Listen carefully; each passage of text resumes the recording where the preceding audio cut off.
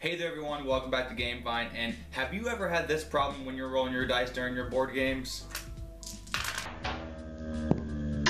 Well, I'm here to help with that problem, and I'm going to show you how to make your very own dice tray.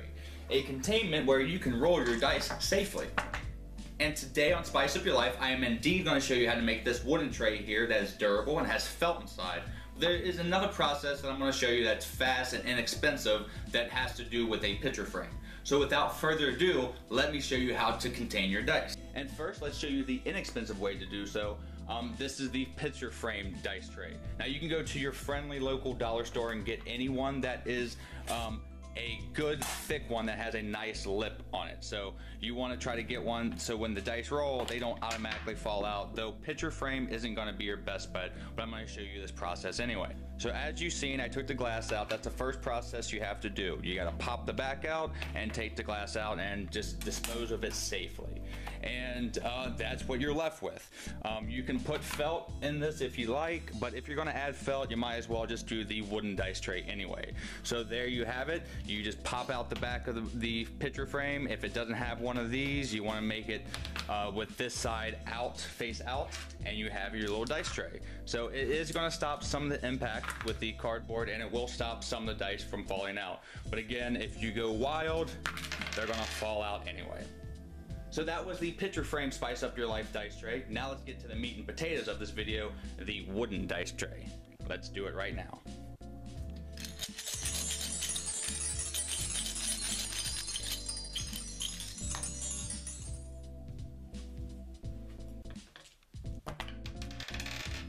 Okay, so the first step in the process is priming and painting. This is important to note, this is a no sand primer. If you don't have that, you're gonna have to sand the box. So this is a little pricier, but it's well worth it. So you're gonna shake it up, of course, as we always do with cans or spray paints. And then you're gonna hold it about 6 to 8 inches away from the actual box. So we're gonna do that.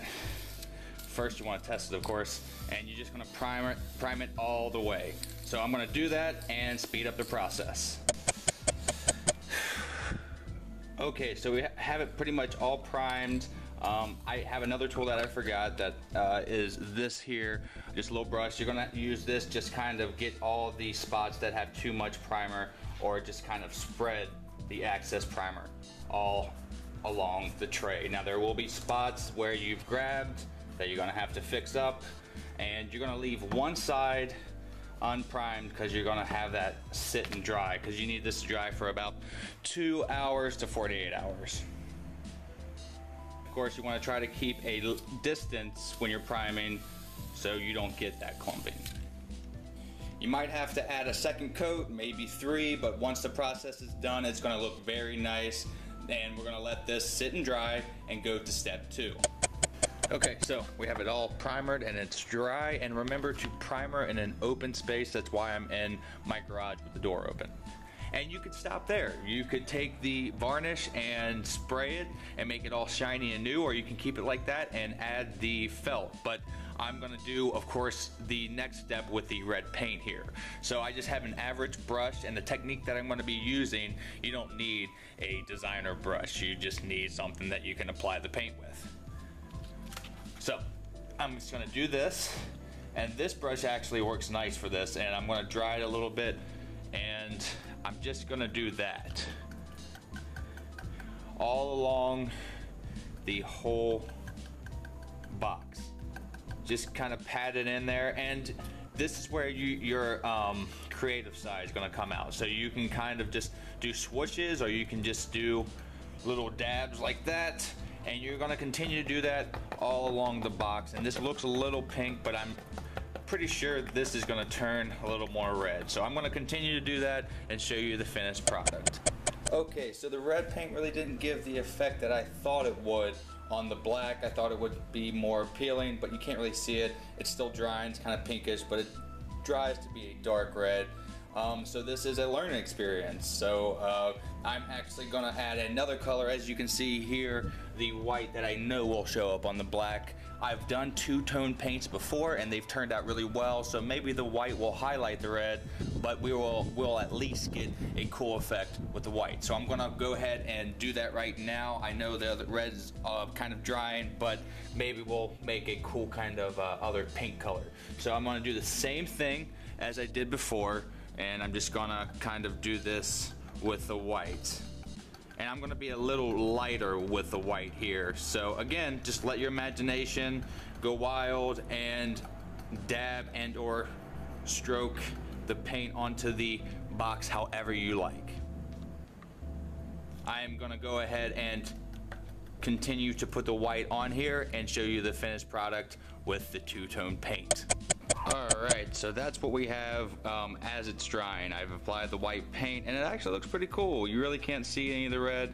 Notice I've gotten the bottom, but I just kind of did a light coating just to have it blend in, but you want to get all the sides and inside. You don't have to get the bottom here because that's where the felt's going to go. So we're going to let this dry, and then we're going to use the varnish to seal in the design and or the paint.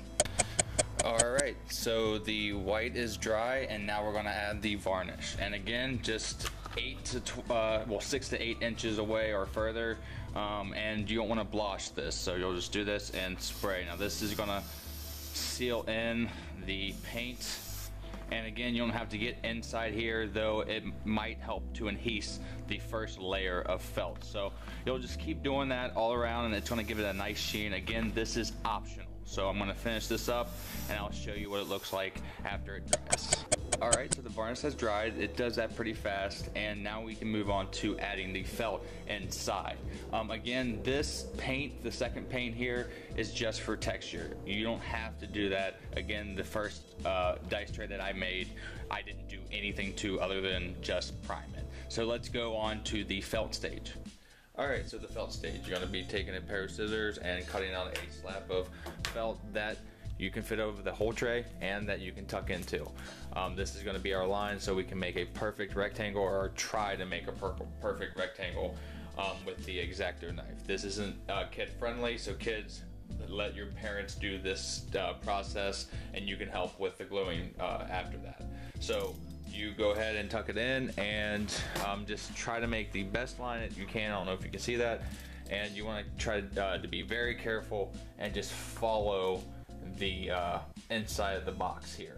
And don't worry, just press hard enough to make a line, because you're going to be using this line to line up the cut with the scissors the rest of the way. This is just going to show you. So you just make a corner, and then you can take it out and size it back up, because as you can see, it's perforated now because of the X-Acto knife, and you can take the scissors and cut it out that way.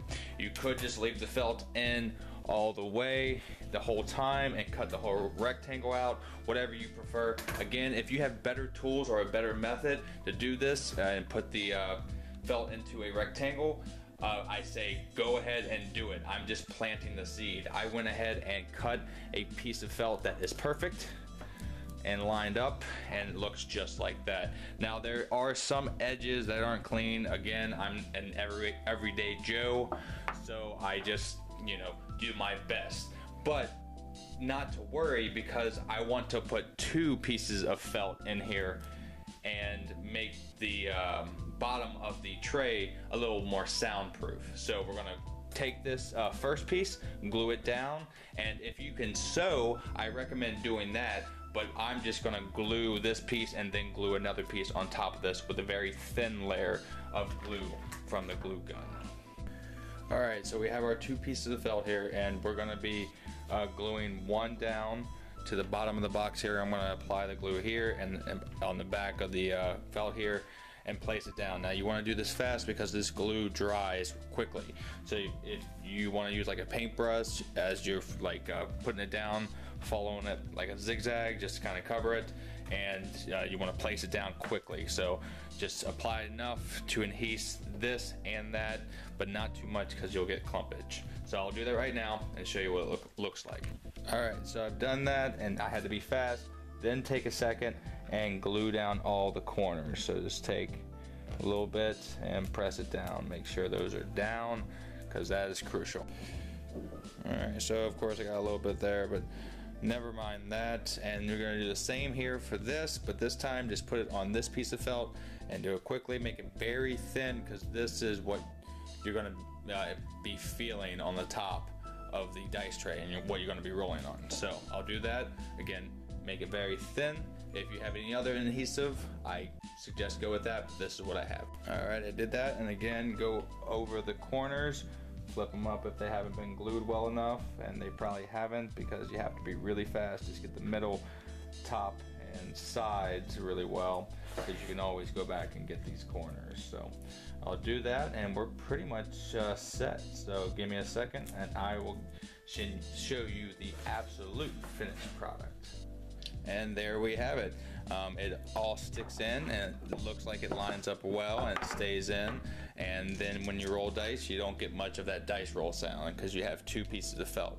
You can't really feel the glue. Again, keep that last layer thin, and look, boom, perfect. It's just a much better feeling than the picture frame dice tray. And that's it, folks. That's how you make this simple dice tray. It's gonna cost a little bit, but it's well worth it in the end. It's a really sturdy product, and anywhere that you go, if you go with the simple picture frame, a smaller version of what I made, the exact version of what I made, or even one of these nifty dice towers, the advanced gameplay of dice trays, you can't lose. I mean, if you roll dice, you don't want them falling off the table like so. So I hope this Spice Up Your Life was informational, and put in some of your very own ideas in the comments down below. I would love to hear them and maybe test them out on a later Spice Up Your Life. And that's it for the Spice Up Your Life today with the dice tray. My name is Dave from Gamevine. Until the next time that I see ya, have a great rest of your day and a great time with all that you play. You heard it here on the Gamevine. Bye.